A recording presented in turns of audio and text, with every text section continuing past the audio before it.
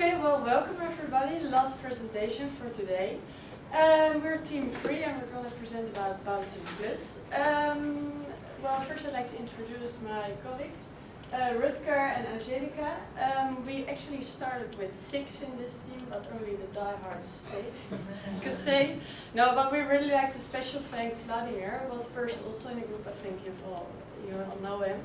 But he had too much exams, was too busy, so he needed to quit like 2 weeks before the end. But he did a lot actually, so he's not here, but we would like to thank him. Okay, so today, first we're going to tell you something in general about Bouwteam Plus, what's it about. And then we're going to tell you about the difficulties we experienced during our research. Well, we'll talk about it later on. But our solution for those difficulties is a kind of certain kind of advertisement. So we're going to show you that also later on, and then with a conclusion. So first about Bouwteam Plus. Bouwteam Plus is active in the construction industry, and normally in construction industry, companies work financially based, so vertical. Which means, for example, a project manager needs to negotiate with all his suppliers to get the best out of it. But everyone wants to of course, get the best out of it for itself. So it's really a lot of negotiating between these different parties. And the concept of Bouwteam Plus is to translate this way of working into a teamwork-based work together, more collaboration between all those different parties, between the project managers, between all those suppliers, so much more horizontal way of working together. So this close cooperation causes better alignment of resources, it causes less time, less cost actually. And the other focus of Bouwteam Plus is on environmental awareness, and that's by optimizing this collaboration. They try to reduce the transportation of servicing and goods, which also costs less money and less time. In 2011, Bouwteam Plus won the Social Innovation Awards, which is great, of course. So when we started with this whole project, after the presentation of all of the more, we want to write our proposal, and we were really thinking, well, what do we want to reach? What is our final goal at the end? And so we made this goal, and it was we wish to develop a model for determining the suitability of stories for promoting the endeavors of social innovation in Tilburg, and for targeting specific audience with these stories. Furthermore, we intend to develop and test this model through a specific case, which in turn will provide an example story. So this model we're going to show you later on. Wait a minute, and then you see it. But first, Angelica will tell you about the difficulties we experienced during our research for Bouwteam Plus. During our stories research, we found many improvements that can be done before Tilburg can claim its status of European Capital of Social Innovation. The main problem we found was with communication. How can Tilburg be known in all Europe if it's still enclosed in a Dutch area? As international student, I had some trouble to work with my group mates because the absence of information in English. In fact, all the information we found was in Dutch, so they helped me to translate all the information to work with them. Another problem we found was the lack of concreteness. In fact, even if Tilburg is plenty of interesting projects and initiatives, people still find difficult to grasp the essence of a certain project. And the same situation happened to us with our target project, Bouwteam Plus. We were able, in fact, to understand the concept of the company, but something still missed, a concrete example. So we managed to arrange an interview with the CEO of the company, Bart van Helvoort, who is also one of the founder of Bouwteam Plus. thanks to this interview, we knew more about what is behind the name of Bouwteam Plus. Bel Van Helfier Growing Project is a family business that was established 51 years old, a year ago, by the father of Bert. The core business of this company is in horticultural activities, like the construction of gardens, swimming pools, rooftops, and etc. And the company's objective is to construct sustainable and environmental friendly garden and swimming pool. Bert van Helvoort took over the company from his father in 2006.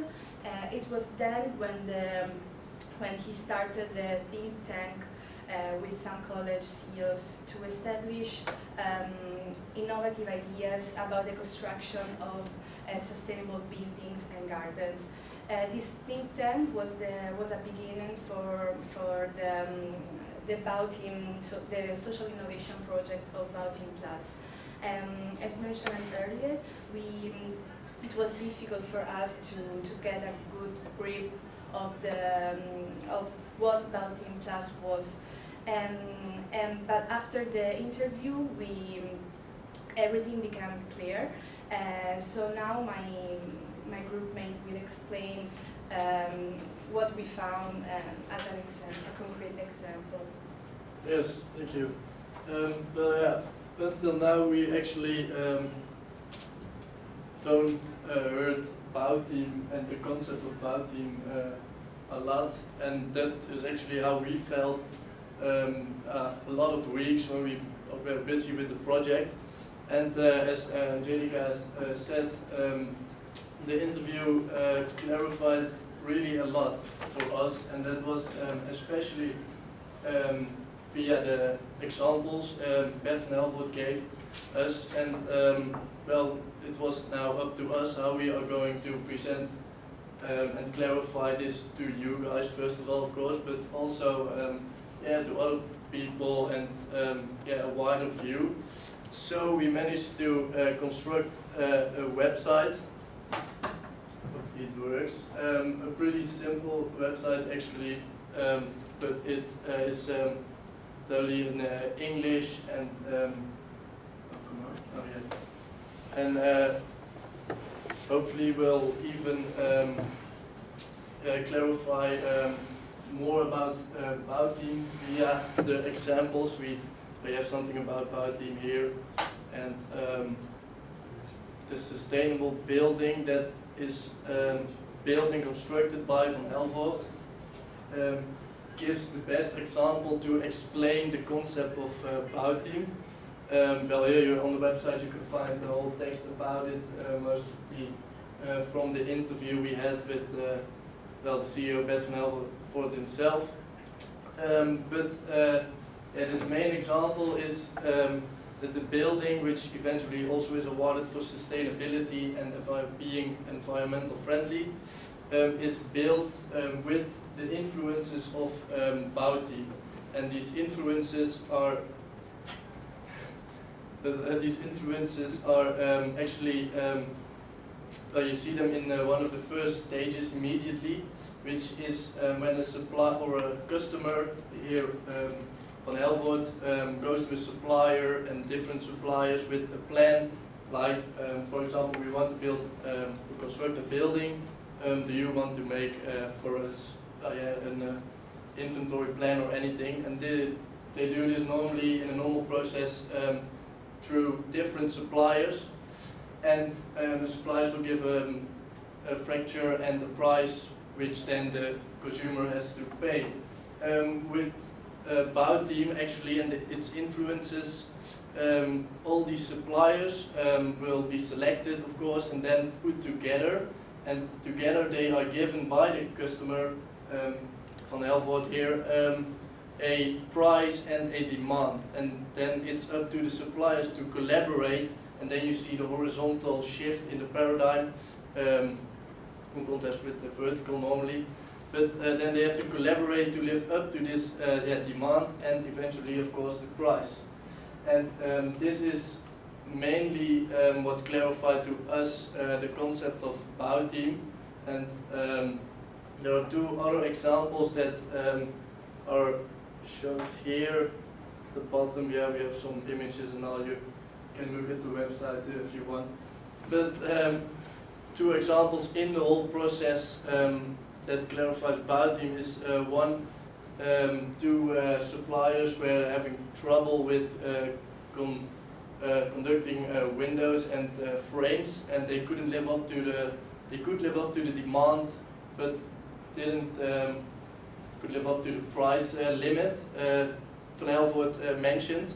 So yeah, then Van Helvoort was like, yeah, but of course I need windows and that kind of stuff. But he mentioned, yeah, I'm waiting, you have 2 weeks, and he actually stated that in the interview, you have 2 weeks, and you come up with something new, something that eventually will give me the windows, of course, and that until this price limit. So these two teams cooperated with each other, and eventually came up with the idea that in this process, specifically the frames were more expensive than the windows, which normally is the other way around in constructing windows and walls and things. So in that way they found that out through this collaboration, and of course it was more environmental friendly, that more sunlight came into the building, entered the building in the daytime. And well, this explains that the collaboration between two suppliers gives eventually a lot more success, other innovative and new ideas that give some sustainability. And this is the influences that Bouwteam has. Yeah, you can see another examples on the side, like the roof here and the reuse of waters.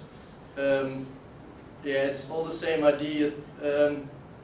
Altogether, it's just as I told, the collaboration between suppliers makes that they will lower the price, have faster supplies, and could live up to the demand, and most important, be sustainable. And that's why you see some awards that the building of Van Helvoort got because of the building. And that sustainability is really important in Bouwteam's projects. So hopefully, via this website and the examples, it's clear for you too now, and we can clear it up for more people what Bouwteam really does. It really clarified a lot for us. Then we will go to the conclusion. We think and believe actually that we could live up to our objectives stated earlier by Maaike. We target people with the website. We can target even more people, of course, when the word is spread.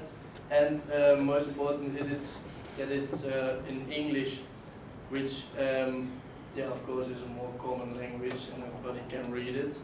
And that the website is our model that we wanted to construct in our objectives, and of course spread the word, but I think that's not necessary. And that's it. Thanks, guys.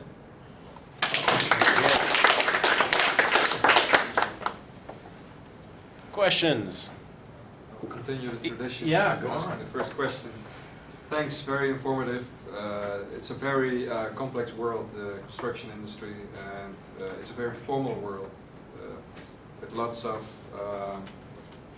rules and regulations, as you will have encountered, and also traditions. The construction industry has lots of traditions of how to do business, and they have this vertical column, and basically what Van Helvoort and company did was to turn that around.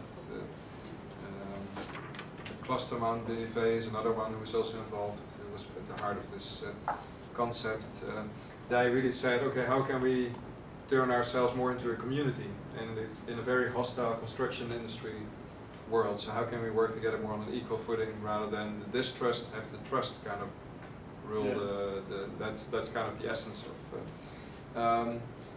So, to what extent do you think the personal stories of these battles that were fought can actually entice people around construction industry, either in the construction industry or customers, to actually get involved in this process? Or to what extent do you think they would be more interested in the facts of how this process actually works? Can you say something about that? Oh yeah, the examples show that indeed that collaboration leads to innovative thinking, and that is, well, I hope to think that everyone is in for innovation, or at least new ideas, and especially new ideas in sustainability and environmental friendly construction. So, well, I hope to think that that would involve people in collaborating in supplying sustainable. Yeah, so it's just thinking out of the box, because it's interesting that, for example, the Prince Heerlijk case, it's really about the human touch and about the mom's love and personal connection starts from there. Then you go more towards the business. Here it might be more the other way around. In order to get this very traditional construction industry way of thinking, that you have to start with luring them in through some of the cost-benefit kind of advantages for them. And once they kind of test the waters, then you start to explain more. But actually, it's much more about starting to trust, and they will say, well, what do you mean? Nobody trusts each other in this industry. It's all about costs and about getting the... So it's almost like the entry point is different there, so it's turning it around. Whereas Prince Heerlijk is more about making that connection, emotional connection first. The same goes maybe for into dementia. And then you start to look more at the business process side of it. Here it could be the other way around. Is that something that you think? Well, of course, it's a big culture change. I Yeah. was just thinking about it. Before the whole construction world changes into this way of working, Yeah. I think that really takes a long time. But this way of working, these innovative ways of thinking, but also maybe to reduce time and reduce costs. And I think that's something that's interesting for the whole construction world. So maybe that's in the next phase something for Bouwteam Plus to represent well, the cost and the time companies can earn from it. And then it would be interesting to join it. Yeah. I think maybe that's... Yeah, because it's very interesting in the sense that yeah, you have to, like the website, I think is a good stepping stone on the way to getting people interested in the first place. And then what you saw in the game that I played with the potential participants, then a lot of them actually left because they don't really like that community culture that they were after. So it's almost like a funneling process. First you get a pool of potentially interested stakeholders, and then only a subset of them will actually remain who actually can make that cultural shift. But you have to fish in a different way here. So this is like almost like bait, and the next step would then be, but do you really know what you're getting yourself into if you join a process like Bouwteam Plus? If you would start with Bouwteam Plus, like we're gonna trust each other, we build trust, and they'll say, well, that's not for us. But yeah, this may be an intermediate step. But then I'm interested in how can you make that next step to tell that story about what you're getting yourself into in terms of the process and the community aspect. So yeah, it's an open question. Thank you. And by the way, have you discussed this with Bert and? We still have to send him the site because it's still fresh, of course. But yeah, we're gonna send it to him and to the rest of our team. Great. One more question. You said the model for suitable. What was the phrase you had at the beginning? Model. Oh yeah. We can have it here. This one. Stories for promoting and deep discussion. So you say it's actually the website is kind of your model. It's kind of an implementation of the model. What would be the underlying kind of philosophy of the model? What would be the process or the parameters or something that's in your implicit model? I don't know. Actually, at the time. No, our model was actually more the international students in our group couldn't understand what it was all about. And I think that's more with these social innovation projects in Tilburg, it's still in Dutch. Yeah. So actually our model is more the English version of all these social innovation projects via websites that everybody can enter that in the world. When it's in English, they can understand it. Yeah. So that was more our idea behind the model, the website that creates the link between those people, between the social innovation project and those people that are maybe interested Yeah. in the project. Maybe good to say we made this objective before we even know what a Bouwteam was. So Right. it's really basic. Yeah, maybe model is the wrong word afterwards, but No, but I'm playing with the start of the suitability and kind of this discussion just now, different, more the hardcore construction kind of stories and more the soft process stories that you want to somehow mix and mingle. So, and then you have to talk about suitability. What kind of story is suitable for what target group at which point in the business process? So that's still an open question, but I think an interesting one to for follow-up research. But I think it's a very good step, and I think they need this kind of hardcore material first to make that next steps. One of the things I can add to that from discussions that we had in class and looking at the material, and even what you were saying before, is one of the things that, and also Rutger came back to that, is that at a certain point it's also you're looking at what stories are going to appeal to the market.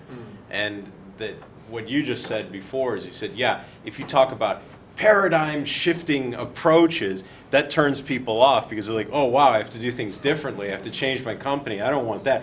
But if you go to them and say, money saving concept, then they're going to jump all over it. And I think that that's part of it, is that this would be an industry where I probably would lead more with a hard sell than a soft sell. Absolutely. And I think that's very much the direction you started going in. No, but I like that. I think it's a good, it would help them also, I think, getting the story across, because it's a really interesting process and it needs more update.